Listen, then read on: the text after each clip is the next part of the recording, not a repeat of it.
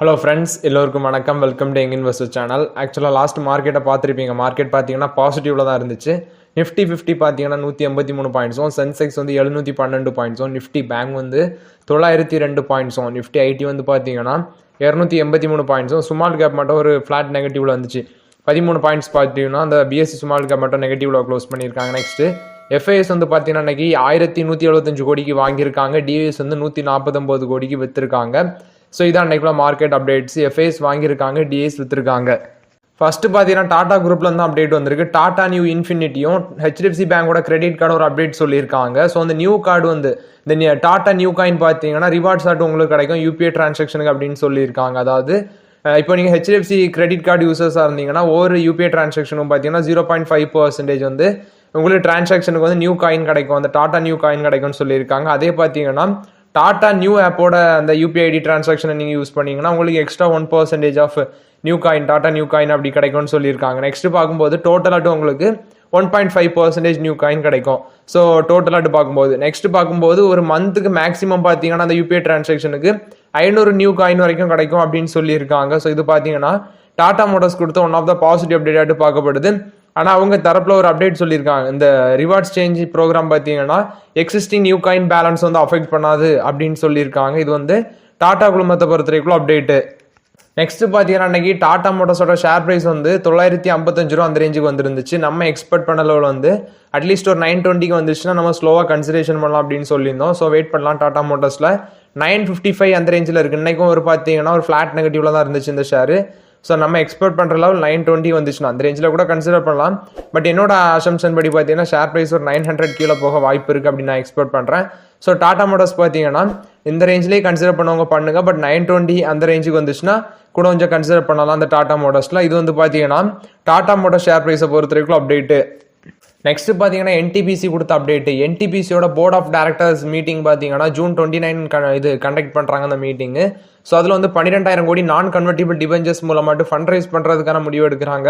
So இது பார்த்தீங்கன்னா என்டிபிசியோட board of director meeting வந்து June 29 கண்டக்ட் பண்ணுறாங்க. 12,000 கோடி ஃபண்ட் ரைஸ் பண்ண போகிறாங்க என்டிபிசி அப்படின்னு சொல்லியிருக்காங்க. ஸோ இது என்டிபிசியை பொறுத்த வரைக்கும் பாசிட்டிவ் அப்டேட்டு.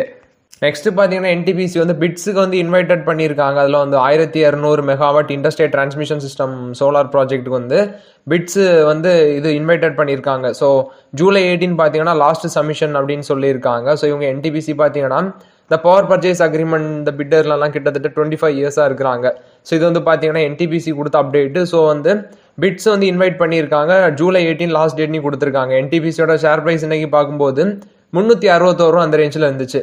ஸோ ஒரு 330 ரூபா 320 ரூபா அந்த ரேஞ்சுக்கு வந்துச்சுன்னா என்டிபிசியை நம்ம கன்சிடர் பண்ணலாம். இன்றைக்கி 360 ரூபா இருந்துச்சு. ஒரு ஃப்ளாட் நெகட்டிவ்ல இருந்துச்சு. 361.50 ரூபா 50 காசு 360.50 காசு அந்த ரேஞ்சில் க்ளோஸ் பண்ணியிருக்காங்க. ஸோ இந்த ரேஞ்சிலேருந்து ஒரு 330 அந்த ரேஞ்சுக்கு வந்துச்சுன்னா நம்ம என்டிபிசியில் தாராளமாக கன்சிடர் பண்ணலாம். இது பார்த்தீங்கன்னா என்டிபிசியை பொறுத்த வரைக்கும் அப்டேட்டு. நெக்ஸ்ட் பார்த்தீங்கன்னா ரயில் விகாஸ் நிகம் லிமிடெட் இந்த ஷேர் வந்து இன்னைக்கு 5% மேலே கீழே விழுந்திருந்து. பட் 2% நெகட்டிவ்ல க்ளோஸ் பண்ணியிருக்காங்க. ரயில் விகாஸ் நிகம் லிமிடெட் பார்த்தீங்கன்னா கிட்டத்தட்ட எங்களோட ஆர்டர் புக்கே, அதாவது என்ன ப்ராஜெக்ட் கம்ப்ளீட் பண்ணாமல் இருக்கிறோட ஆர்டர் புக்கே பார்த்தீங்கன்னா 85,000 கோடி கிட்ட இருக்குன்னு ஆல்ரெடி அப்டேட் பண்ணியிருந்தேன். அதுவும் 2 இயர்ஸில் மட்டுமே இந்த ஸ்டாக் வந்து 1 லட்சம் நீங்கள் இன்வெஸ்ட்மெண்ட் பண்ணியிருந்தீங்கன்னா 13.60 லேக் உங்களுக்கு ரிட்டர்ன் கிடைச்சிருக்கும் அந்த ஸ்டாக்ல ரயில் விகாஸ் நிகம் லிமிடெட்ல. ஸோ இப்போதைக்கு 5% இன்னைக்கு கிராஷ் ஆயிருக்கு. பட் இன்னும் நம்ம இந்த ரேஞ்சில் கூட கன்சிடர் பண்ண முடியாது இந்த ஸ்டாக்லாம். ஸோ ரெக்கார்ட் ஹை ரேலியில் இருக்குது. இப்போ தான் கொஞ்சம் இறங்கி இருக்கு. ஸோ இந்த ஸ்டாக்லாம் அந்த ஆர்பிஎன்எல் ஸ்டாக்லலாம் இப்போதைக்கு கை வைக்காமல் இருக்கிறது பெட்டர். நெக்ஸ்ட் பார்த்தீங்கன்னா சிப்ல ஒரு அப்டேட் கொடுத்துருக்காங்க. ஸோ இவங்களோட ஒன் ஆஃப் த மேனுஃபேக்சரிங் ஃபெசிலிட்டியில் பார்த்தீங்கன்னா அதாவது பட்டல் கங்கா ஃபெசிலிட்டியில் வந்து 6 அப்சர்வேஷன் வந்து USFDA வந்து அதாவது ஃபார்ம் 483 6 அப்சர்வேஷன் வந்து இஷ்யூ பண்ணிட்டு போயிருக்கிறாங்க. ஸோ இது வந்து பார்த்தீங்கன்னா வாலண்டரி ஆக்ஷன் இண்டிகேட்டட் அப்படின்னு சொல்லி இஷ்யூ பண்ணிட்டு போயிருக்கிறாங்க. இது வந்து அவங்களோட பட்டல் கங்கா மேனுஃபேக்சரிங் ஃபெசிலிட்டியில் வந்து USFDA வந்து இன்ஸ்பெக்ஷன் பண்ணியிருக்காங்க. ஸோ வாலண்டரி ஆக்ஷன் இண்டிகேட்டட் அப்படின்னு சொல்லி ப்ளஸ் வந்து 6 ஃபார்ம் 483 அப்சர்வேஷன் கொடுத்துட்டு போயிருக்காங்க. இது வந்து சிப்லாவை பொறுத்த வரைக்கும் அப்டேட்டு. நெக்ஸ்ட் பார்த்தீங்கன்னா அல்கம் லெபார்டரிஸோட பெட்டி ஃபெசிலிட்டியில் பார்த்தீங்கன்னா ஹிமாச்சல் பிரதேஷில் இருக்கிறது. அங்கே வந்து USFDA இன்ஸ்பெக்ஷன் பண்ணியிருக்காங்க. ஸோ அங்கே பார்த்தீங்கன்னா அந்த ஃபெசிலிட்டிக்கு வந்து வாலண்டரி ஆக்ஷன் இண்டிகேட்டட் தான் யூஎஸோட ரெகுலேட்டர் வந்து கொடுத்துட்டு போயிருக்காங்க. இது பார்த்தீங்கன்னா அல்கம் லெபார்டரிஸை பொறுத்த வரைக்கும் அப்டேட்டு. நெக்ஸ்ட் பார்த்தீங்கன்னா டெக் மஹிந்திரா கொடுத்த அப்டேட். இவங்க பார்த்தீங்கன்னா அவங்களோட ஹெல்த் NXT அப்படிங்கிற ஒரு பேரண்ட் கம்பெனியை பார்த்தீங்கன்னா டெக் மஹிந்திரா அமெரிக்கா கூட வந்து மெர்ஜர் பண்ணுறாங்க அப்படின்னு சொல்லியிருக்காங்க. ஸோ இது வந்து அவங்களோட பேரண்ட் கம்பெனியாக இருக்குது. டெக் மஹிந்திரா அமெரிக்காஸ் கூட இப்போ வந்து இந்த ஹெல்த் நெக்ஸ்ட் அப்படிங்கிற ஒரு அவங்களோட பேரண்ட் கம்பெனி வந்து இப்போ மெர்ஜ் பண்ணுறாங்க அப்படின்னு சொல்லியிருக்காங்க டெக் மஹிந்திரா. ஸோ இது வந்து பார்த்தீங்கன்னா ஜூலை 1ஆம் தேதியிலேருந்து எஃபெக்டிவ் வரும் அப்படின்னு சொல்லியிருக்காங்க டெக் மஹிந்திரா. ஸோ இது மூலமாட்டு பார்த்தீங்கன்னா இப்போ இது வந்து இந்த ஹெல்த் நெக்ஸ்ட் ஐஎன்சி வந்து அவங்களோட ஹோலி ஒன் சப்சிடரியாக இருக்கும். அதாவது டெக் மஹிந்திரா அமெரிக்காஸோட ஹோலி ஒன் சப்சிடரியாக இருக்கும் அப்படின்னு சொல்லியிருக்காங்க. இது பார்த்தீங்கன்னா டெக் மஹிந்திராவை பொறுத்த வரைக்கும் one of the positive update பார்க்கப்படுது. ஷேர் ப்ரைஸ் இன்னைக்கு 1426 ரூபா அந்த ரேஞ்சில் க்ளோஸ் பண்ணியிருக்காங்க டெக் மஹிந்திரா. ஸோ நம்ம வந்து விப்ரோ கன்சிடர் பண்ணியிருக்கோம். இப்போதைக்கு டெக் மஹிந்திராவில் கை வைக்காமல் இருக்கிறது பெட்டர். நெக்ஸ்ட் பார்த்தீங்கன்னா ஐசிசி பேங்க்ல வந்து அப்டேட். இன்னைக்கு ஐசிசி பேங்கோட ஷேர் ப்ரைஸ் வந்து ரேலியாக இருந்துச்சு. ஸோ ஐசிசி பேங்க் பார்த்தீங்கன்னா 18 லார்ஜஸ்ட் பேங்காட்டு உருவெடுத்திருக்கு குளோபலி பார்க்கும்போது. யூபிஎஸ் பார்த்தீங்கன்னா அந்த யூபிஎஸ் பேங்கை பின்னுக்கு தள்ளி இப்போ இவங்க வந்து 18 லார்ஜஸ்ட் பேங்காக இருக்கிறாங்க. யூபிஎஸ் பேங்க் வந்து 19வது பொசிஷனில் இருக்கிறாங்க. ஐசிசி பேங்க்னே $100 பில்லியன் அந்த மார்க்கெட் கேபிலேஷன் அட்டைன் பண்ணாங்க. ஆனால் வந்து கடைசியில் பார்த்தீங்கன்னா $98.9 பில்லியன் இறங்கி இருந்தாங்க. அடுத்தது யூபிஎஸ் பேங்கோட மார்க்கெட் கேபிலேஷன் $98.12 பில்லியன் இருக்குது. ஸோ இது பார்த்தீங்கன்னா இப்போ யூபிஎஸ் பேங்கை பின்னுக்கு தள்ளி இவங்க வந்து 18 பொசிஷன் வந்திருக்காங்க. அது மட்டும் இல்லாமல் ஐசிசி பேங்க் பார்த்தீங்கன்னா அந்த $100 பில்லியன் மார்க்கெட் கேபிலேஷனை ஒரு 6வது கம்பெனியாட்டி இந்தியாவில் ஒரு 6வது கம்பெனியாட்டி இவங்க அட்டைன் பண்ணியிருக்காங்க ஐசிசி பேங்க்.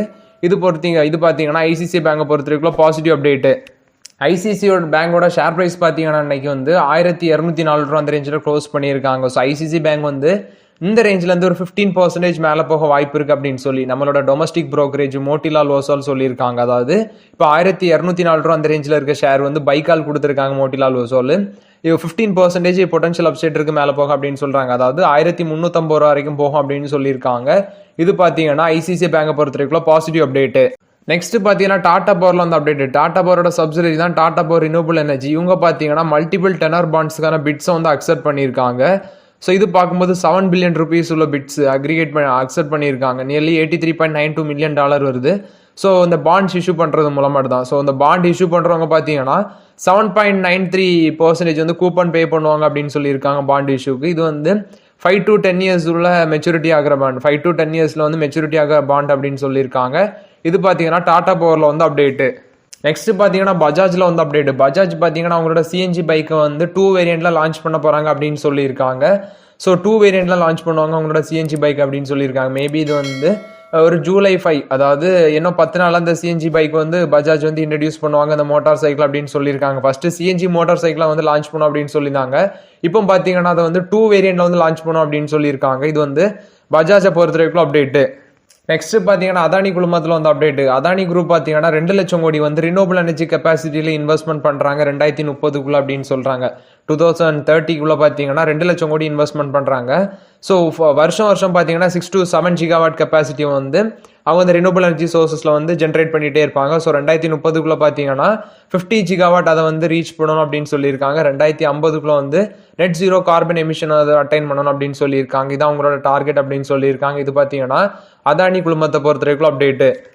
நெக்ஸ்ட் பார்த்தீங்கன்னா உஜ்வன் ஸ்மால் ஃபினான்ஸ் பேங்க்.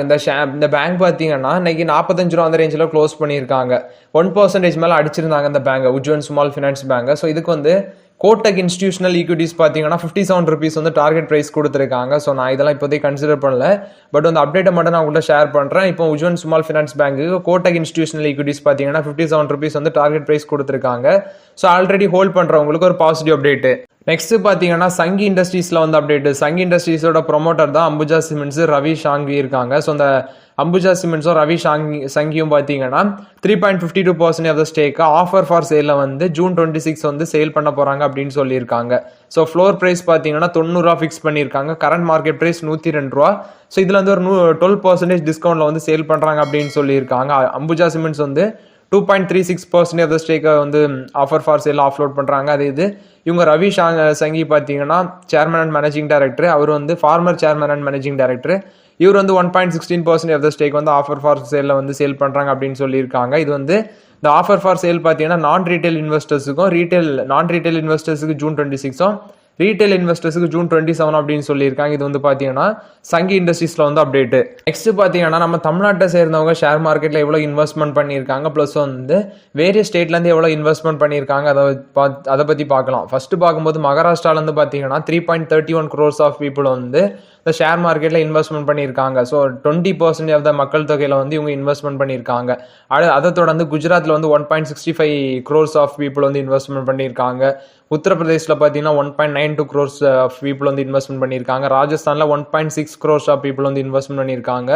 நெக்ஸ்ட் மேற்கு வங்கத்தில் வந்து 99 lakhs, ப்ளஸ் வந்து கர்நாடகாவில் வந்து பார்த்தீங்கன்னா 95 lakhs, மத்திய பிரதேசில் வந்து 92 lakhs, தமிழ்நாட்டிலேருந்து பார்த்தீங்கன்னா 85 lakhs ஆஃப் பீப்புள் வந்து இந்த பிஎஸ்சியில் லிஸ்ட்டாக இருக்கிற ஷேர் மார்க்கெட்டில் வந்து இன்வெஸ்ட்மெண்ட் பண்ணியிருக்காங்க. தெலுங்கானாவில் 52 lakhs, ஆந்திர பிரதேசில் 67 lakh, பீகாரில் 70 lakhs, டெல்லியில் 80 lakhs ஆஃப் இன்வெஸ்டர்ஸ் பார்த்தீங்கன்னா வந்து இன்வெஸ்ட்மெண்ட் பண்ணியிருக்காங்க. இதில் லடாக் மட்டும் தான் ரொம்பவே கம்மியான பீப்புள்ஸ் வந்து பார்த்தீங்கன்னா வெறும் 1800 பீப்புள்ஸ் தான் இன்வெஸ்ட்மெண்ட் பண்ணியிருக்காங்க அப்படின்னு சொல்லியிருக்காங்க. ஸோ இதெல்லாம் பார்க்கும்போது மகாராஷ்டிரா மாநிலத்தோட அந்த இன்வெஸ்ட்மெண்ட், அந்த பீப்புள் ஆஃப் இன்வெஸ்ட்மெண்ட் வச்சு பார்க்கும்போது லாஸ்ட் இயர்ஸ் கம்பேர் பண்ணும்போது 5.38% வந்து இன்க்ரீஸ் ஆயிருக்கு அப்படின்னு சொல்லியிருக்காங்க. அது மட்டும் இல்லாமல் 18 to 30 years ஆஃப் யங்ஸ்டர்ஸோட இன்வெஸ்ட்மெண்ட் தான் இதில் வந்து இன்க்ரீஸ் ஆகிட்டே வருது அப்படின்னு சொல்லியிருக்காங்க. இது வந்து பார்த்தீங்கன்னா இன்வெஸ்டர்ஸ், அதாவது யங் இன்வெஸ்டர்ஸ்க்கு மத்தியில் இந்த ஷேர் மார்க்கெட் வந்து ஒரு விருப்பம் உள்ள துறையாட்டு முன்னேறிட்டு வருது அப்படின்னு சொல்லியிருக்காங்க. இது வந்து நம்மளோட ஷேர் மார்க்கெட் இன்வெஸ்டிங்கை பொறுத்த வரைக்கும் அப்டேட். நெக்ஸ்ட் பார்த்தீங்கன்னா கான்பூரில் வந்து இவங்க IHCL, அதாவது இந்தியன் ஹோட்டல்ஸ் பார்த்தீங்கன்னா ஒரு தாஜ் அப்படிங்கிற ஒரு பிராண்டை வந்து உத்தரப்பிரதேஷ் கான்பூரில் வந்து ஓப்பன் பண்ண இருக்கிறாங்க அப்படின்னு சொல்லியிருக்காங்க. இது பார்த்தீங்கன்னா 150 கீ கிரீன்ஃபீல்ட் ப்ராஜெக்ட் அப்படின்னு சொல்லியிருக்காங்க. JK urban spaces developers limited அவங்களுக்கு கூட ஒரு பார்ட்னர்ஷிப் கொலாபரேஷன் வச்சு தான் இது வந்து அங்கே அமைக்கிறாங்க. கான்பூரில் தாஜ் அப்படிங்கிற பிராண்டில் வந்து பார்த்தீங்கன்னா இந்தியன் ஹோட்டல்ஸ் வந்து ஒரு பிரான்ச் அங்கே ஓப்பன் பண்ணுறாங்க. இது வந்து இந்தியன் ஹோட்டல்ஸை பொறுத்த வரைக்கும் அப்டேட்டு. ஸோ ஓகே ஃப்ரெண்ட்ஸ், ஆக்சுவலாக சில இம்பார்ட்டன்ட் அப்டேட்ஸ் ப்ளஸ் வந்து இன்னைக்குள்ள மார்க்கெட் அப்டேட்ஸ் எல்லாமே பார்த்தோம். இந்த வீடியோ உங்களுக்கு பயனுள்ளதாக இருந்துச்சுன்னா லைக் பண்ணுங்கள், சப்ஸ்கிரைப் பண்ணுங்கள், கமெண்ட் பண்ணுங்கள். Okay friends, thank you.